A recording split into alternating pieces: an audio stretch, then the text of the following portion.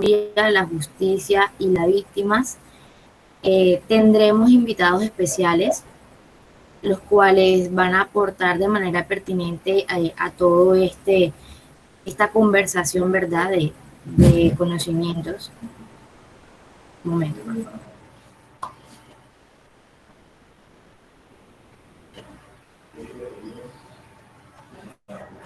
Bueno, primeramente encontramos al futuro licenciado Luis Fernando Agamés. Asimismo, encontraremos a la licenciada Elba Saray Vargas, que es egresada de la Universidad del Atlántico. Y finalmente al psicólogo Dylan Llanos Villanueva. Bueno, para hablar un poco acerca de todo lo que tiene que ver con este tema,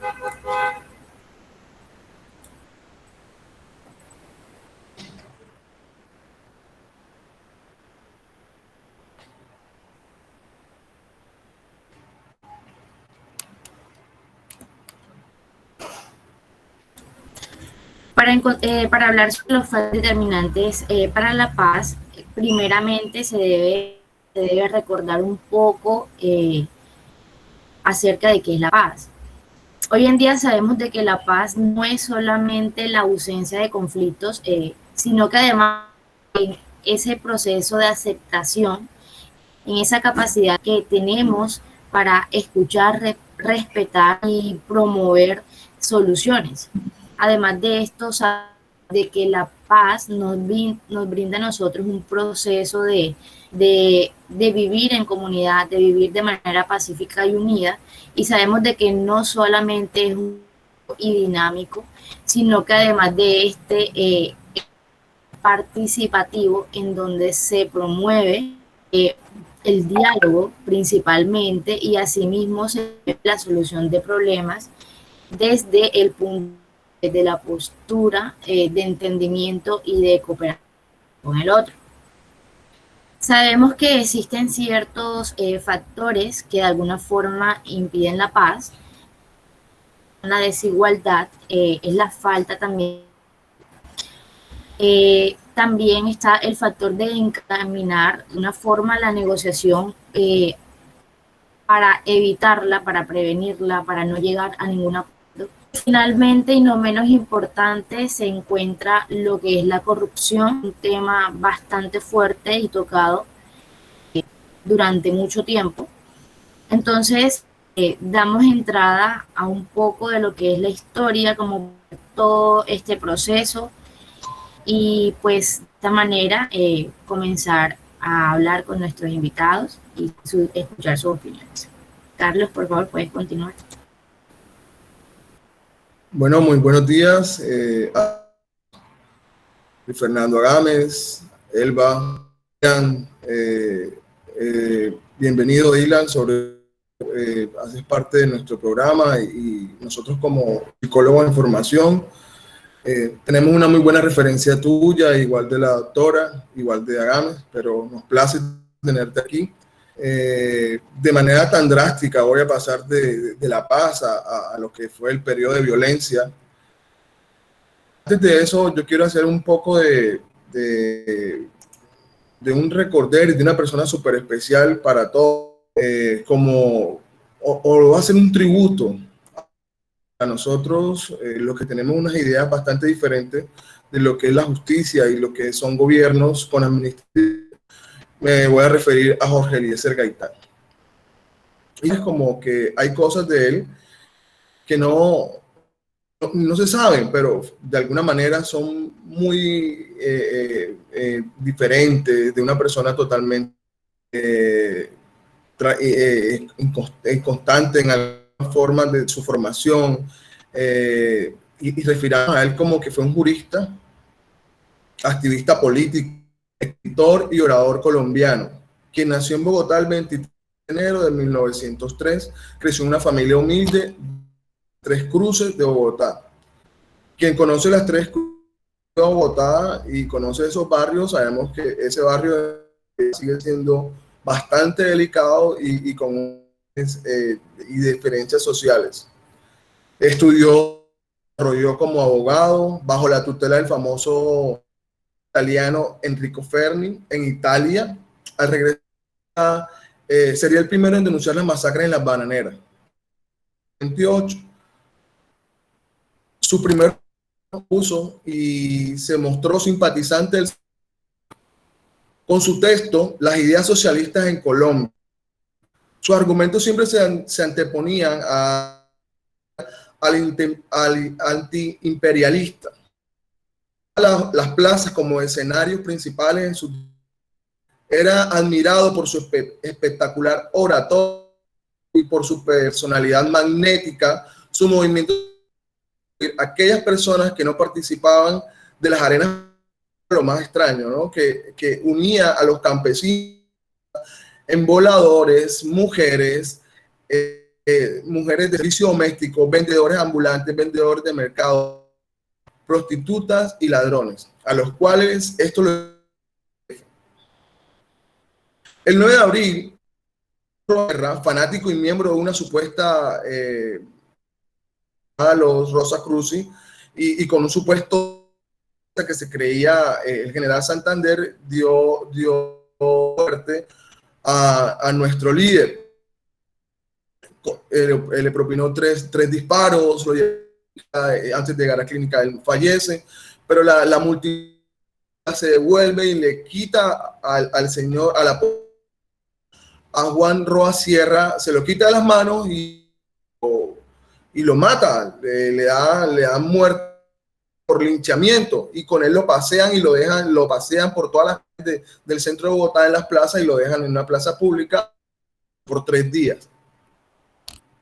Que esto pudo haber sido los que le creen en las conspiraciones, dicen que la CIA pudo haber estado en este atentado, porque ellos supuestamente siempre su intención que el comunismo no se desarrolle en Latinoamérica. Coincidencialmente para ese día también se reunió con el señor Fidel Castro, tuvieron reuniones, estuvieron con él. Fidel Castro también estuvo en la revuelta, hubieron desmanes, desastres, y que yo espero que nos sigan ampliando los invitados. Para ese día hubieron a 300.000 muertos en apenas esa etapa, y comienzan a migrar de este país, y recordemos que para ese tiempo tenía de personas, no había más. Bueno, para el siglo XIX el Partido Conservador de Colombia se institucionalizaron.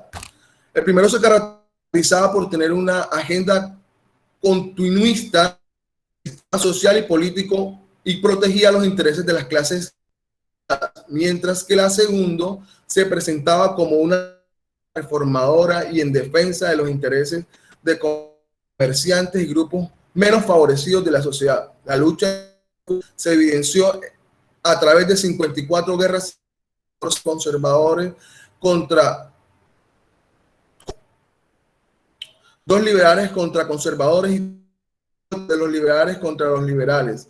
El enfrentamiento terminó desencadenando lo que se llamó el periodo de la violencia.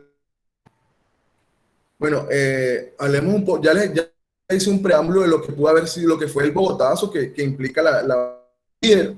Entonces inmediatamente me voy a lo que pasó en 1956 con el Partido Conservador y el Partido Liberal. Firmaron un pacto en Benidorm, en España, un acuerdo de alternancia política entre ambas fuerzas. El pacto tuvo una vigencia hasta el año 1960 y fue definido como un regreso al sistema democrático. Después, la dictadura militar de general Gustavo Rojas Pinilla, sin embargo, incluía únicamente a los dos partidos tradicionales, sobre los cuales se originó el surgimiento de los movimientos opositores, Revolucionario Liberal, MRL, y el Movimiento Obrero Independiente Revolucionarios, MOI, Alianza Popular, ANAPO. MRL, les voy a aclarar, el Movimiento Revolucionario Liberal. Bien, bueno, con relación a lo anteriormente dicho, La primera pregunta para nuestros invitados sería, ¿cómo considera usted que se encuentra la justicia actualmente en el país? Estos, perdón, me equivoqué, discúlpenme. La primera pregunta es, y nos vamos a la historia. ¿Cómo se evidencia en la actualidad el impacto de este acto, de lo sucedido? Quería que los invitados, por favor, puedan aprender para hacer esto de manera más dinámica. Hola Luis. Hola Luis, ¿me escuchaste la pregunta o quieres que te la repita? Claro. Que básicamente es qué repercusiones puede tener la cuestión de la violencia o aquí en la actualidad, ¿no? Esa no es la pregunta. Sí, la pregunta es sí.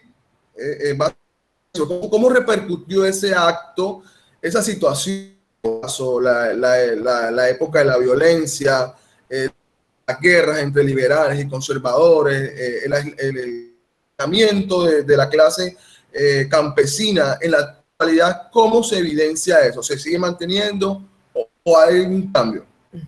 Bueno, primeramente, más allá del hecho de la guerra de los liberales, de los conservadores y el bogotazo, la violencia como tal en Colombia no es un fenómeno que viene del bogotazo. ¿Por qué? Muchos historiadores contemporáneos, más específicamente de Harvard, lo sitúan mucho más al periodo de independencia. Porque durante el periodo de independencia se vivió una polarización en el a Bolívar, por ejemplo, que llevó a cabo cierta cantidad de masacres en el país, como por ejemplo la masacre de Pasto, que es muy conocida, lo que dio origen a uno de los sentimientos antinacionalistas más grandes en la historia. El país como tal, cuando ve este tipo de guerras, se divide en dos, entre los realistas y entre los independistas. Y ese odio se ha seguido desarrollando desde un aspecto psicológico. Es muy como lo que dice Erich Fromm en uno de sus libros, El mito del eterno retorno, perdón, de Mircea Eliade. Todo ese odio o toda esa corriente o ese paradigma se ha seguido impetrando en nuestra realidad. Entonces nos hemos vuelto por una especie de sesgos cognitivos, lo que hay muchos sesgos cognitivos que hacen que los grupos se odien entre sí. Entonces estos han seguido en nuestra sociedad y han hecho que nosotros consideremos la violencia como una manera de representar la diferencia o como una manera de estar inconformes con otros que no tienen nuestra misma manera de pensar. Entonces, ha normalizado la violencia. Todos los hechos violentos han normalizado la violencia en nuestra sociedad y nos han convertido en una sociedad violenta, tal como lo era el Japón feudal.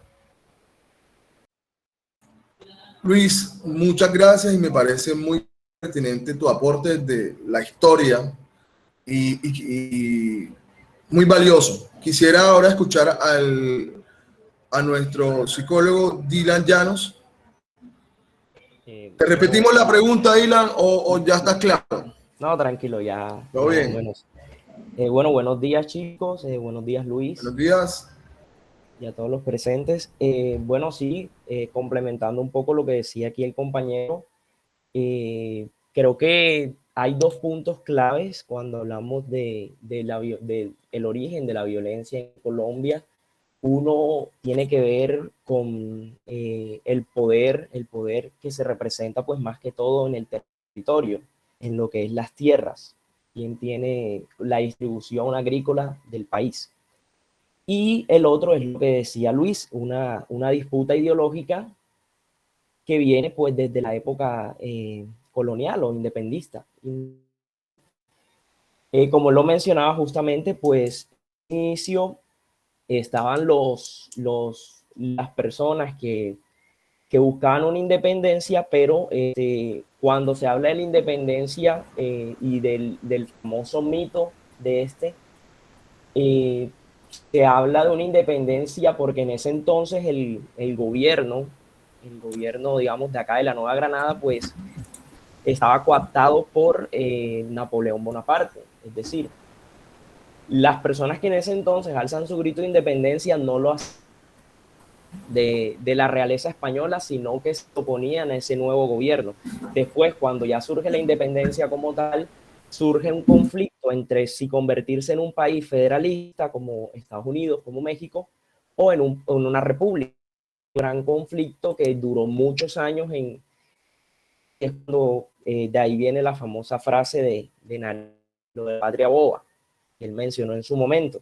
De ahí, pues, ya del bipartidismo colombiano, en donde conservó, teniendo en cuenta que los liberales no son comunistas, tenían ideas más de izquierda, sí, ideas como tal no eran comunistas. Y surge el Partido Liberal, sube al poder durante 16 años, luego Mariano Ospina, si no estoy mal, pues gana la presidencia de los conservadores y surge gobierno, surge pues la figura de Gaitán, y ante el temor de que los liberales recuperaran el poder, pues terminan asesinando, genera toda esta ola de violencia. Cuando en ese entonces pues proponen la unidad nacional desde el gobierno, que era como una especie de cese a la violencia, o sea que nunca se hizo porque en cierto momento Pina cerró el Congreso y con esto instauró una dictadura y la época de la violencia se agudizó. Vemos que surgen por parte de los liberales las primeras, digamos, autodefensas, que serían los chulavitas, y por parte de los campesinos empiezan a conformarse las primeras guerrillas, y es, digamos, esto lo que lleva a que ese conflicto se estalle. Bueno, luego, después, surge el Frente Nacional, con la caída de Rojas Pinilla, como lo mencionaba Luis también, y pues se instaura esa falsa democracia en el cual pues se distribuye el partido o el poder entre estos dos partidos políticos, valga la redundancia, pero siguen habiendo muchas diferencias, sigue habiendo mucha desigualdad, nuevamente la repartición de las tierras, de las ganancias, de los recursos, y los campesinos empiezan de cierta manera a armarse. Dentro de esto pues hay mucha desilusión y empiezan a meterse más hacia el campo, a fondo. Entonces es cuando vemos los surgimientos de las primeras guerrillas, por eso es que vemos en la parte del Caquetá y todo esto, tú te encuentras con corregimientos y muchos pueblos tienen nombres de Buena Esperanza y este tipo de nombres porque debido a la gran desigualdad la gente empieza a meterse campo adentro y surgen las primeras guerrillas y que están conformadas por campesinos, mujeres y niños. Después es cuando ya empiezan a armarse como tal, se empiezan a tomar ya ideología, surgen otras guerrillas, el ELN, que sí es de corte más marxista, a diferencia de la FARC, que sigue siendo pues un partido liberal en sus inicios. Luego se firman unos diálogos de paz, que fueron los diálogos de la Uribe, creo que fue en el 86, si no estoy mal, y se crea la Unión Patriótica, un partido político. Entonces empiezan ya estas guerrillas a participar en política, muchos de ellos pues ganan bastante popularidad y es cuando llega el exterminio de la Unión Patriótica, que empiezan a ser perseguidos y exterminados, y es cuando nuevamente pues muchos de estas personas que se habían incorporado a la vida política y civil pues vuelven a alzarse en armas, y es cuando estalla, digamos, la época más cruda del conflicto y cuando surgen las FARC, digamos, como ya un ejército, por así decirlo, un ejército armado, ilegal. Bueno, ya respondiendo a la pregunta, esa era como para dar un poco de contexto, pues digamos que sí, el Bogotazo fue ese punto de ido social, por así decirlo, que generó esa indignación en la gente, y pues las consecuencias las vemos hoy en día, al hecho de que por lo menos la ley agraria que fue propuesta por Laureano Gómez López en 1936. Estamos hablando desde mucho antes de que estallara la violencia, ya de que la tierra debería tener una función social, de la repartición de la tierra, porque en Colombia el 70-80% de la tierra está en el 0,4% de la población, y son familias, son terratenientes. Vemos, por ejemplo, el caso del señor Uribe con el ubérrimo, que son miles y miles de hectáreas no productivas, tierra que no es productiva, y la tierra productiva está en manos de unos campesinos que son muy pocos. Entonces, un país como Colombia, que tiene tanta riqueza en la tierra que no se produce, entonces eso genera mucha desigualdad. Y vemos desde esa época que se propone, y de hecho en los acuerdos de La Habana, si tú miras el punto número 1 del acuerdo, habla justamente de eso, de la repartición y de la creación de una nueva ley agraria, que pues redistribuya la tierra a los campesinos justamente. Entonces creo que eso, junto con esa falta de identidad, es lo que, digamos, genera el estallido social en Colombia. Bueno, Dylan, gracias por ampliarnos de esa manera tan profunda, igual que Luis. Nos quedaríamos aquí escuchándote toda la mañana, de verdad, muy interesante. pero yo creo que no fue preguntas. Yo quisiera escuchar a Elba. Bueno, Carlos, pero pase la licenciada. Queremos recordarles de que somos de la Universidad Simón Bolívar de la carrera de Psicología y estamos brindando este espacio con la Cátedra de Procesos Psicosociales y Paz, en donde charla con un fin social y comunitario para que pronto recuerden. Ahora sí podemos proceder con la licenciada. Bueno, muy buenos días. De pronto llegar un poquito tarde. No te preocupes. Bueno, escuchando el excelente voce que hizo el compañero Dylan, de verdad, felicitaciones. Y bueno, puedo agregar como para no caer en repetición de pronto y ayudar también a que podamos pasar a las siguientes preguntas. Y es que todo esto de la situación del Bogotazo, pues, que desata, de alguna manera maximiza el fenómeno de la violencia y de la polarización que siempre ha caracterizado la política colombiana.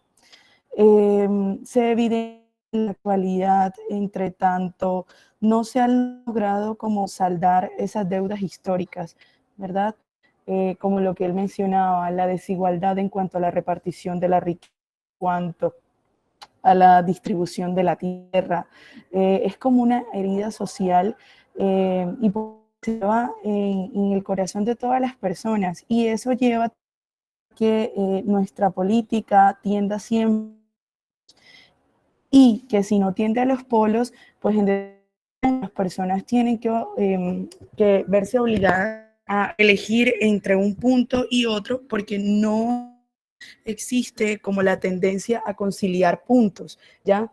Y es algo que en una democracia es súper preocupante, entre tanto no existe una conciencia de diálogo, de conciliación, como de los justos medios, en donde una persona no necesariamente tiene que identificarse con X o Y bando, y que pues pueda hacer un análisis no sesgado desde determinado punto político, sino que tenga que verse obligado a elegir entre uno y otro, ¿ya? Entonces, en nuestro contexto, y para dar un ejemplo cercano, entonces, nosotros podemos evidenciar variación entre el sí y el no para los acuerdos de La Habana, el ejemplo que nos traía Dylan. El ejemplo en la actualidad que nosotros tenemos es, bueno, ahora con lo de los periodos. Un segundito, chicas. Dale.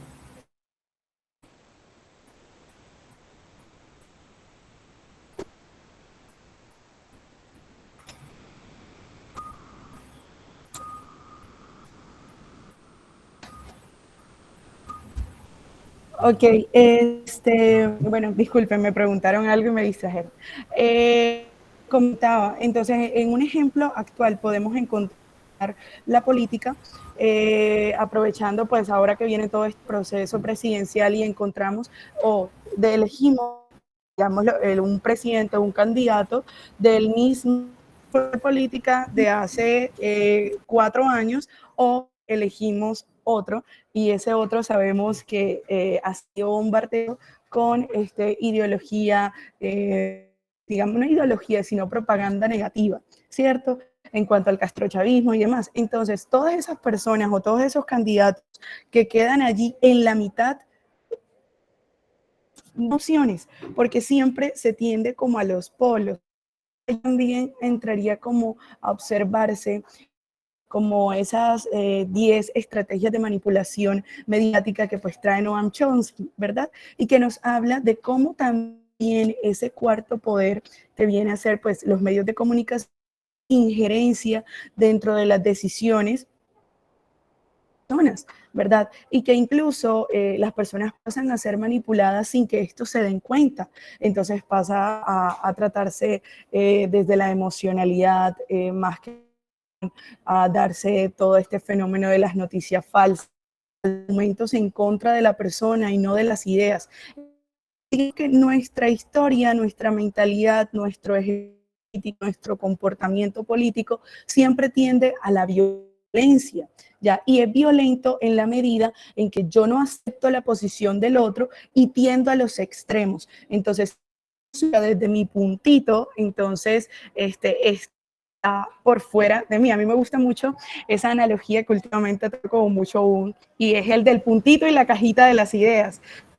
La cajita de las ideas está todo lo que yo creo, todo lo que incluso sé que no sé, ¿verdad? Y toda persona de esa cajita está mal, ¿verdad? Entonces, en vez de yo como sujeto individual, ¿verdad? Un ser político, intentar ubicarme desde el puntito de la otra persona, lo que intento es que el otro se ubique en el mío, ¿verdad? Y traerlo, ¿ya? Entonces, es esa, digamos, esa anulación lo que hace que justamente nuestro comportamiento y nuestra sociedad se torne violenta, ya porque es prácticamente toda una estructura y una relación constante de poder. Uno tiene la razón y el otro no, donde el otro escucha, donde el uno ordena y el ese. Entonces no hay como un punto de conciliación o un punto medio. Entonces, digamos que y bueno, y ya yéndonos como a las soluciones, el problema es, y es que el tema no es solo quedarse en el problema, sino poder hacer un abordaje desde las posibles soluciones, y las posibles soluciones, y este es un ejemplo, de pronto abrir espacios donde como jóvenes, como ciudadanos en ejercicio, podamos deconstruirnos, ¿verdad? Y digamos que a medida en que yo puedo tomar conciencia de aquellos comportamientos o aquellas ideas que han sido implantadas y que, hey, solo hasta hoy que yo me doy cuenta, yo, puedo decir, mira, esto está mal. Yo puedo escuchar al otro sin ofenderme, yo puedo escuchar al otro sin utilizar argumentos que atenten contra su persona, ¿verdad? Yo puedo escuchar a un soy joven cabal sin ni siquiera de pronto hacerme una idea que es un ignorante, que es un hijo de papi y mami, que es una persona acomodada, sin que tiene ese otro para decir. Y que sea yo quien decida, bueno, te escucho, te acepto, pero no estoy de acuerdo. Y no pasa nada, ¿verdad? Pero intentamos anular y utilizamos la libertad de conciencia y la expresión y demás para anular ese otro, no dándonos cuenta de que ese otro también tiene los mismos derechos que nosotros, de que se expresa y lo hace de una manera distinta. Ese es como el esboce, digamos, el análisis que hago, pues aportando al que había hecho Dylan, que fue en lo que alcancé a escuchar. Licenciada, y es muy cierto lo que dices, empezando desde los extremos del Estado, lastimosamente se continúa esa violencia o ese extremismo en la sociedad. Y si nos damos cuenta hoy en día también la cultura, de alguna forma, siempre se va a los extremos. Ella decía una palabra muy clave y es la idealización que yo tengo y de lo que yo creo y no acepto al otro. Entonces es importante que de alguna forma mueva de pronto el respeto y de alguna forma la paciencia, porque sabemos que es fundamental en el de pronto el hecho de entender de que, ok, no somos iguales, somos seres humanos de carne y hueso, es divergente. Entonces, de alguna forma, sí es como generar esa cultura de esa educación de, ok, yo te escucho, no tu ideología, pero sin embargo tengo mi postura y respeto también mi postura, pero no llegar a la violencia. Y eso lo vemos incluso en los niños se ve eso, vemos que los niños cuando quieren tener la razón, llega un punto en que no pueden, como no encuentran la forma y terminan yéndose a los golpes. Entonces es como un momento de cambio, de tener presente la mediación, el diálogo de las personas, y súper importante es esto de nos excusamos detrás del derecho de la libertad, de la libre expresión. Soy capaz de decir lo que quiero sin tener en cuenta de pronto si mis palabras son palabras hieren a la otra persona. Entonces, es muy importante eso que mencionas. Iba a sumar, y bueno, no sé, yo supongo que Kate habrá hecho la presentación. Ya yo soy prácticamente egresada del programa de Derecho y ya ahorita me gradúo el 23 de diciembre. En Colombia se han hecho muchísimas, digamos, pasitos a través de la legislación para lograr desarraigar esa cultura, digamos, al menos en el aspecto del derecho, como a la hora de la resolución de conflictos. Y se han hecho unas renovaciones legislativas. Y una de las más recientes fue pues el cambio del el Código Procesal Civil al Código General del Proceso, ¿verdad? Y es muy bonito y bueno, a mí me parece bonito, es el requisito de procedibilidad en la mayoría de los pleitos judiciales, digamos, en materia laboral, en materia civil, en materia comercial, sea la conciliación, un requisito de procedibilidad. Antes de acudir a una instancia, a una autoridad, intentes conciliar con esa otra persona. Claro.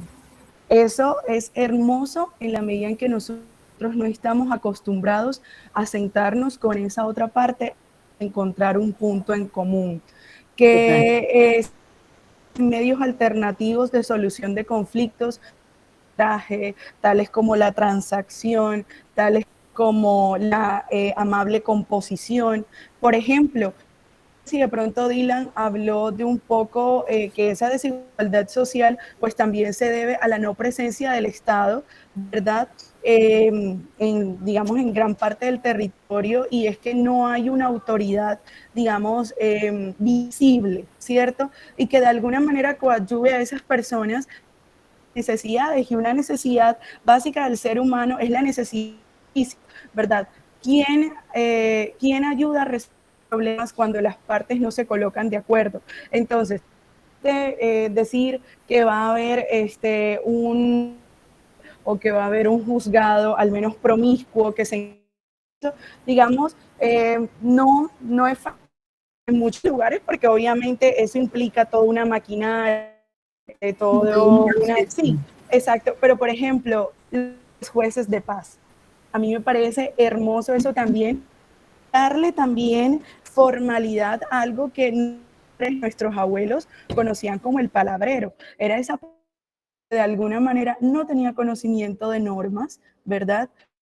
Pero que en su ser, en su persona y por la autoridad de los otros, y allí hacer como una diferencia entre autoridad y poder es algo impositivo, ¿verdad? Viene de dentro de lo que yo soy y de la posición que ostento. En cambio, la autoridad, ¿verdad? Es lo que los otros y la manera en cómo consideran, y que eso hace de que de alguna manera no me obedezcan, pero sí me tengan en cuenta, ¿verdad? Entonces, ese palabrero se pasa a formalizar como un juez, es decir, una persona que puede resolver conflictos, irse a una ley expositiva que a través de la costumbre, a través del día encuentro de los intereses de ambas personas, llegar a un, y que esa tiene la misma de una sentencia ejecutoriada por cualquier juez. O sea, hemos hecho, digamos, pasos hacia ello, pero el tema, y es que, bueno, yo creo que era bueno, en este momento no recuerdo el nombre a veces uno se le cruzan muchísimo esos autores, pero hay un libro que se llama Leyes, algo así. No recuerdo muy bien, pero se decía que pues los países que tienden a tener muchísimas más leyes o producción legislativa como más violentos, más desiguales y demás, precisamente por esa necesidad que tienen de suplir a través de la norma, ¿verdad? O a través de la ley, esas disconformidades o esas dicotomías entre una población y otra, ¿verdad? Un conjunto que se encuentra pues en un mismo territorio. Y resulta que pues la manera científica, pues el derecho para zanjar esas problemas, crear una norma que dé respuesta a ese problema. El tema es que no está la norma. ¿Y qué pasa? Que entonces, como es un requisito de accesibilidad, entonces llega la gente al centro de conciliación. ¿Vas a conciliar? No. ¿Vamos a conciliar? No. Entonces, no conciliación y vámonos a los estrados judiciales. O sea, no hay una interiorización y de la trascendencia que tiene esto. Y de ahí, o sea, muchísimos ejemplos, o que por ejemplo, la veda, digan, ven acá, ¿cómo mi problema? Las personas que no tienen ni idea de normas y de leyes, no. Prefiero, y bueno, y en palabras así, costumbristas, qué sé yo, pegarme el viaje en burro 1 hora o 2 horas hasta llegar a la ciudad e interponer la demanda porque no me parece, ¿verdad? Entonces, es la cultura del conflicto, la cultura del no diálogo al otro. O sea, digamos que nuestros políticos o nuestros magistrados y jueces y congresistas, caramba, pueden, o sea, incluso con lo malos que uno reconoce que saben que son, digamos, todos sabemos que o a medias o que no son los mejores y demás. Oigan, nosotros tenemos los políticos que merecemos, o sea, literal, porque nos ofrecen soluciones y a veces las soluciones no tanto, pero nosotros ni siquiera somos capaces de interiorizar las buenas, ¿ya? Entonces, como población, como sujetos de derecho, nos ha faltado demasiado para reconocer todos esos puntos. Era como lo que tenía como para aportar y ya veo que están desactivando las cámaras, eso quiere decir que tengo que ir suspendiendo, no, mentira. Me parece muy interesante. Sí, Luis, dale. Disculpe, me parece muy interesante la postura desde el ámbito legal. Ustedes que son estudiando para ejercer como psicólogos, deben tener algo muy en cuenta, y creo que los compañeros también, que toda esta cultura del conflicto se propicia desde las barreras del inconsciente colectivo. Y es más Freud, cuando Freud habla de la individuación y la contraindividuación, vemos que los niños desde muy jóvenes se acostumbran a adquirir las poco críticas, el totalitarismo. Es decir, cuando tú tomas a un niño y le dices, no puedes hacer esto porque no puedes hacerlo, el niño inmediatamente pierde una capacidad crítica.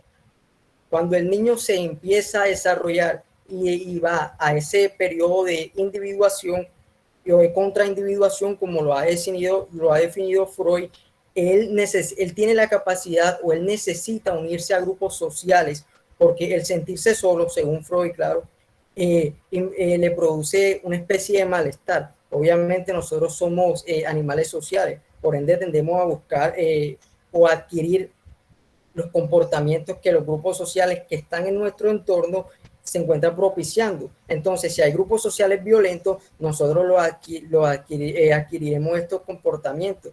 Esto también tiene que ver mucho con la teoría del conductismo y tiene que ver mucho con el condicionamiento social.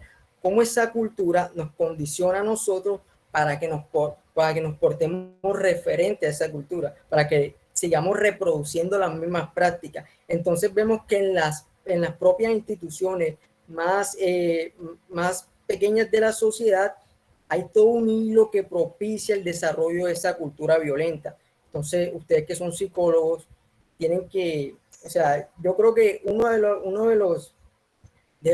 las grandes metas de la psicología contemporánea es cómo parar la violencia desde un punto de vista psicológico, porque mucha gente no lo está viendo así. Atacamos las leyes, atacamos la historia, atacamos una cantidad de cosas, y el verdadero problema está en la psicología, en el inconsciente colectivo.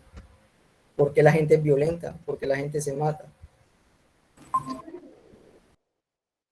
Bueno, muchísimas gracias a todos los panelistas, de verdad que nos tienen muy pegados, pero yo me voy a ahorrar algunos preámbulos que voy a hacer y me voy a ir directo y vamos a hablar de justicia. La segunda pregunta está sobre un concepto que tenía Elena Trujillo sobre la equidad, la libertad y la igualdad. Entonces, voy a agradecerles que de pronto con pocas palabras, yo sé que queremos y quieren seguir hablando y de verdad, el tiempo no es justo con lo que está pasando porque estoy fascinado. Entonces la pregunta sería, sí, estamos, no sé qué estará pasando, el profesor qué estará pensando, pero yo no quisiera terminar, yo quisiera robarme la otra clase, pero bueno, la pregunta sería, ¿cómo considera usted que se encuentra la justicia actualmente en el país teniendo en cuenta estos tres pilares de equidad, libertad e igualdad? ¿A quién le interesaría de pronto hacer la intervención con este tema de la justicia? ¿Podrían proyectar la pregunta? ¿Listo? Bueno, sería, ¿cómo considera usted que se encuentra la justicia actualmente en el país teniendo en cuenta estos tres pilares? Equidad, libertad e igualdad. ¿Cómo está la libertad? ¿Cómo está la equidad y la igualdad en este momento a nivel de justicia? Yo creo que Elba está que se habla o está pensando. No, lo que pasa es que... La abogada. No, lo que pasa es que, bueno, para hacer la respuesta corta, no tengo palabras porque tendría que remitirme a una conversación que justo tenía anoche con un amigo. Y bueno, cuando nosotros hablamos pues de justicia, empezamos, bueno, lo primero, si a mí me dicen qué es la justicia, yo definiría justicia con la palabra subjetividad. O sea, no hay realmente unas palabras adecuadas para definir lo que es propio de la justicia. ¿Y por qué? Porque lo que es justo para unos es injusto para otros. Ya, partiendo de allí. Que sí, que uno pueda decir, no, mira, justicia es que todos seamos iguales, ¿verdad? Pero nosotros sabemos que la verdad total es casi imposible, ¿verdad? Y que lo que podemos nosotros aspirar, dejando la utopía de lado, es a la equidad, ¿verdad? Bueno, la libertad es una, digamos, está la libertad real, ¿verdad? Nosotros podemos decir, bueno, yo soy libre porque tengo derechos, porque tengo deberes, porque yo puedo ser tenida en cuenta porque soy un ser humano para los otros, ¿verdad? Y eso a mí me hace libre, pero realmente hay una libertad de conciencia o por el contrario, yo estoy siendo manipulado por unos hilos invisibles que me hacen comportarme y pensar de determinada manera. Entonces, por ello yo digo que esa justicia va muy ligado a la subjetividad. Ahora, que lo podemos analizar desde distintas categorías, porque si hablamos de la justicia en términos jurídicos y es el derecho de todas las personas a acceder a la justicia, es decir, a la composición de problemas, ¿verdad? O situaciones problemáticas que se le presenten entre personas naturales y personas jurídicas o entre ellos, digamos que no estamos bien porque obviamente hay una situación y es como lo que decíamos al inicio. O sea, vivimos en una población, digamos, en un país violento, ¿verdad? Que tiende a siempre llevar a instancias judiciales los inconvenientes o las situaciones problemáticas, lo que hace que se sobresature los estrados judiciales. y es que no hay suficientes jueces para dar solución a los problemas. ¿Ya? Entonces, ¿qué sucede? Que también se prolonga en el tiempo todos esos problemas. Se va a una primera, una segunda instancia, llega a la corte y demás. A mí me parece, bueno, yo soy muy amiga de los memes y a mí me gustaba mucho una idea que bueno, decía como, mostraba todo un expediente judicial y era más o menos como de este tamaño, amarrado así, y decía, mira, este pleito entre dos hermanos murieron y no alcanzaron a ver el acta resolutoria. En cambio, sus hijos, en un día, en una conciliación, lo arreglaron. Entonces queda uno como, oh, wow. Entonces, la justicia no es algo que existe afuera, también está desde dentro, desde esa capacidad que tengo yo para ceder también dentro de mis intereses y escuchar a otro. Obviamente, digamos, esas posturas violentas que se asumen, nosotros estamos mal, porque si no hay equidad, entre tanto, pues cuando se habla de equidad, se habla de que tengamos lo mismo en cada uno en las proporciones y capacidades que tenga. Por ejemplo, que si yo duermo con aire acondicionado, yo estoy durmiendo bien, pero que al menos Daniel pueda dormir con su abanico, que si yo estudio un posgrado en una universidad privada, ¿verdad? Con excelentes profesores, él también lo puede hacer en una universidad pública con excelentes profesores, que si yo me transporto en auto y llego a mi trabajo excelentemente bien, él también lo puede hacer a través de un medio de transporte público eficiente, digno, y que le garantice a él todas, digamos, las medidas de seguridad y demás, muy a propósito ahora de todo esto de la pospandemia. Entonces, en eso hablamos en materia de equidad, el tema en que no lo hemos logrado porque, bueno, uno diría, bueno, pero ¿de dónde va a salir tanta para financiar la universidad pública, un transporte público eficiente? Y es que eso trasciende porque obviamente no hay inversión pública, porque claramente se roban el dinero y eso no es un secreto para todos, pero es que también las personas que aportan o declaran o pagan impuestos también buscan de cuanta artimaña para no aportar, para no contribuir, ¿verdad? Entonces, corrupción, evasión de impuestos. Eso sumado deja una hacienda pública en crisis, una deuda externa impagable y que claramente, digamos, se abre toda esa herida de desigualdad social. Se cree que toda la inversión debe ir en torno a la guerra, ¿ya?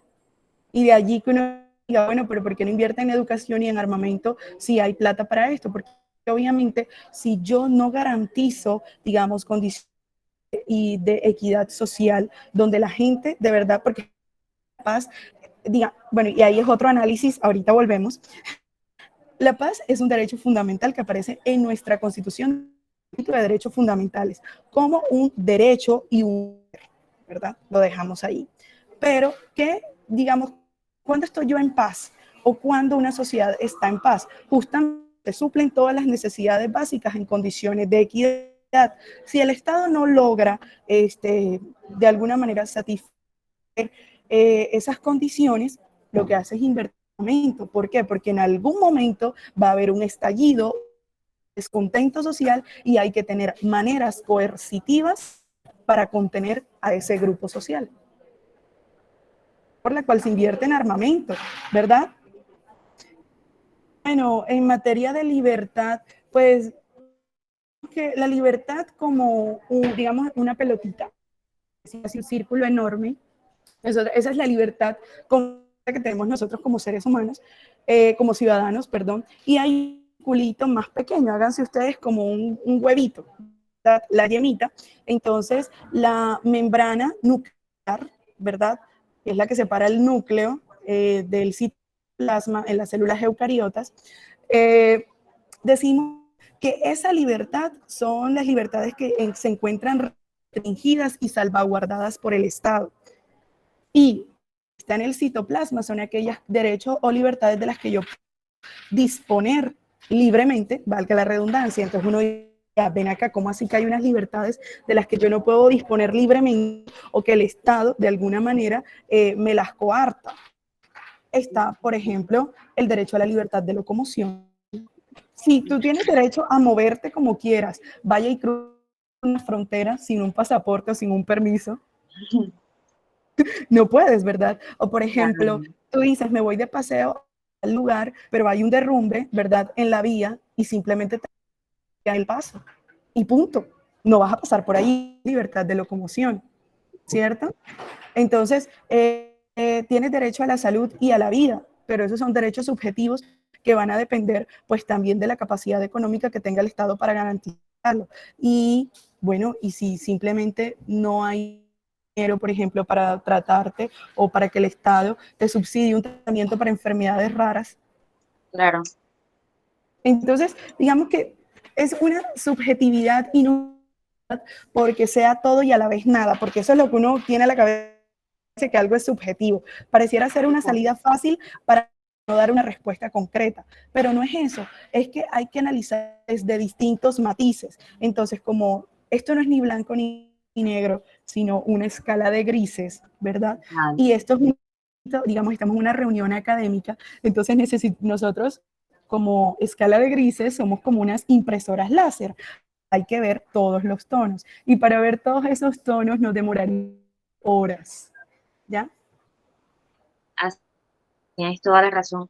Y es muy cierto lo que dices de la escala de grises. Sabemos de que todos tenemos unas opiniones personales.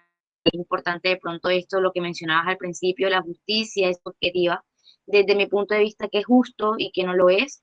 Entonces, me gustaría escucharte, Dylan, ¿qué tienes para nosotros? ¿Qué te gustaría aportar? Bueno, complementando, digamos, un poco más lo que dice Elba, pues desde mi punto de vista, lastimosamente vivimos en un país en donde hablar de justicia es un poquito utópico a veces. Sí, Libertad, pues vemos que no hay mucha. Estamos viendo, estamos en un país en donde a ti por pensar diferente te asesinan, te estigmatizan. Vemos que somos uno de los países en donde más asesinatos de líderes sociales hay. Y somos el número 1 en asesinatos de líderes sociales que se dedican al cuidado del medio ambiente. Entonces, por esa parte estamos mal. En la parte de la justicia también, lo que mencionaba Elba, justo que que a ti no te atiendan en una EPS, en un CNU, simplemente pues por no contar con recursos económicos, que la salud sea un negocio privado en Colombia, pues ya ahí estamos hablando también de injusticias. Y así pues la lista seguiría. Entonces creo que hablar de justicia en este país y más pues teniendo en cuenta, le decíamos, creo que la violencia y me vuelvo digamos un poco al tema inicial de la historia y todo esto, pues los que más se benefician son unas pocas familias y que eso lo hemos visto desde la conformación del país, como lo mencionaba Luis en su primer argumento de los independentistas y esto.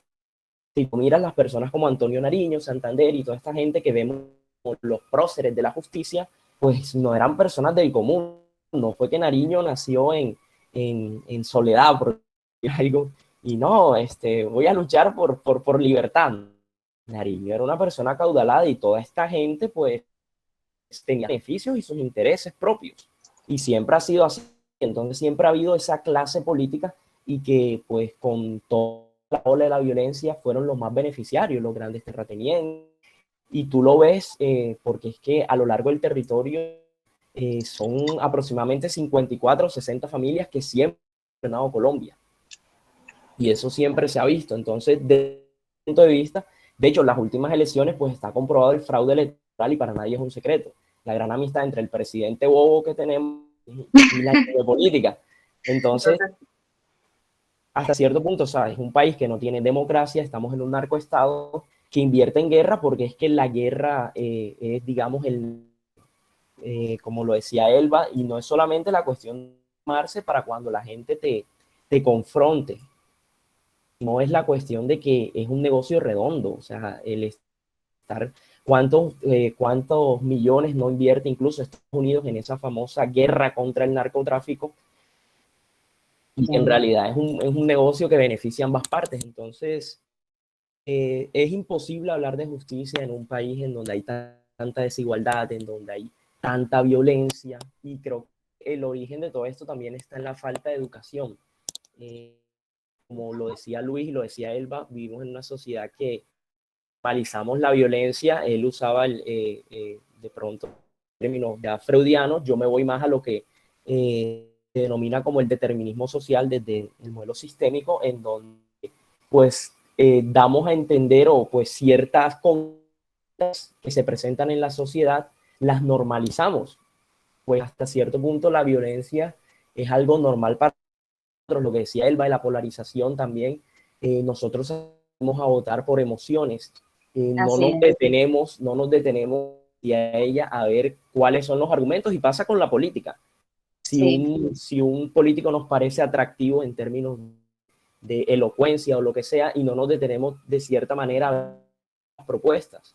Pasa mucho con Petro, pues no diciendo que sea la mejor opción, cada quien crea su propio criterio, pero claro, a Petro de salida pues no, es de izquierda, comunismo, amigo de Chávez, otro, el castrochavismo, y no nos detenemos ni siquiera a analizar muchas de las que él hace, que incluso el gobierno adoptó después lo del aguacate, que tanto se estigmatizó en el momento, lo de los acuerdos de paz, que no, que con estos acuerdos van a aprobar la cartilla del lobby LGTB, que no sé qué. O sea, un poco de incoherencias cuando mucha de esa gente que estaba a favor de nunca se detuvo siquiera a leer los acuerdos. Entonces creo que ahí también es, digamos, la gran responsabilidad. Y lo vemos desde la escuela, o sea, desde el colegio vemos chicos que a ti no te forman ni siquiera para leer críticamente.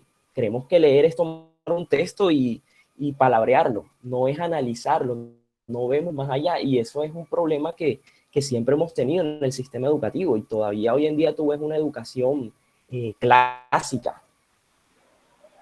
Sí, incluso Dylan, incluso Dylan, a mí me parece muy chistoso, ¿sabes? Porque uno se da cuenta dentro de la utilización de su propio lenguaje que uno ha interiorizado esa misma violencia, y era lo que decía, qué necesidad de bobo, ¿verdad? Si estamos hablando justamente de la necesidad de hacer todo lo contrario, entonces imagínate, si eso lo hacen académicos, ¿qué se espera para el común de las personas? Otro que a mí me pareció también curioso, y es que la actual presidencia ha sido, digamos, el que mayor cuota de género ha tenido dentro de su gabinete. Es donde históricamente más mujeres han tenido participación. Entonces, imagínate, o sea, una sola, creo que es una sola gaviota, una sola golondrina más de verano. Entonces, digamos que también hay unas situaciones que no se le puede sacar a un solo sujeto. Y es que cuando uno estudia la estructura del Estado se da cuenta de que el presidente está allí. Digamos que el problema de fondo y a solucionar está en el Congreso. Totalmente. Ya, entonces el hecho de que la gente se le venda esa idea de que con un presidente o con X o Y persona va a cambiar todo, eso es mentira. A mí me parecía genial, y no sé si no se lo han visto, lo busqué en YouTube, el debate de precandidatos del Centro Democrático, y es que a ellos en un momento se les hizo un cortocircuito porque hablaban mal del actual presidente, y en ese momento Vicky Dávila que les preguntó, bueno, pero ¿cómo se siente su partido a que el actual presidente sea, digamos, el presidente sea del partido y ustedes en este momento sean detractores de alguien que fue apoyado por el fundador del partido? ¿Ya? Y donde el Congreso mayoritariamente es de su partido. Cada uno, entonces, justamente hace parte, pues, dentro de las estrategias de manipulación mediática que menciona Noam Chomsky, y se las voy a leer súper rapidito. Y es la estrategia de distracción. Nosotros constantemente, ¿verdad? Distraer o a la sociedad de lo que realmente está sucediendo, como lo que veíamos hace 2 meses quizá, cuando hubo lo del paro nacional, que veíamos que las ciudades estaban convulsionadas, pero mientras se un partido de fútbol acá en Barranquilla, ¿verdad? Y a la gente dentro del estadio se alcanzaban a escuchar, bueno, por la transmisión también se alcanzaban a escuchar todo los gritos de las personas, las bombas y demás, crear problemas y después ofrecer soluciones, ¿verdad? Los mismos políticos o los grupos políticos problemas y luego salen como los abanderados de la solución, ¿verdad? Las estrategias de gradualidad, la estrategia de diferir, dirigirse al público como criaturas de poca edad, ¿ya? Crea una sensación